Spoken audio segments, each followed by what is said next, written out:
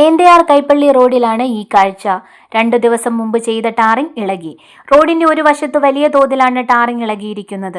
ഇതിന്റെ ഇടയിൽ നിന്നും പാറപ്പൊടികളും മെറ്റലുകളും മാത്രമാണ് കാണാൻ കഴിയുന്നത്.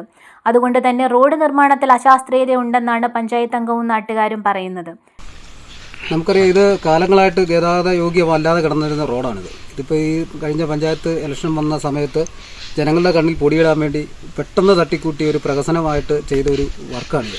ഇത് യാതൊരുവിധ ഒരു സഞ്ചാരയോഗ്യം അല്ലാത്ത രീതിയിലാണ്. കാര്യം ഒരു 3 ദിവസമായിട്ടുള്ളൂ ഇത് ചെയ്തിട്ട്. അതിനുള്ളിൽ തന്നെ ഇത് പൊളിഞ്ഞു പോയി. ഇത് കണ്ടാൽ തന്നെ ഏതൊരു കൊച്ചുകുട്ടിക്ക് കണ്ടാൽ പോലും മനസ്സിലാവും ഇതിനകത്ത് അപാകതയുണ്ടെന്നുള്ളത്. കൃത്യമായിട്ടുള്ള അപാകതയുണ്ട് ഈ റോഡ് നിർമ്മാണത്തിനകത്ത്.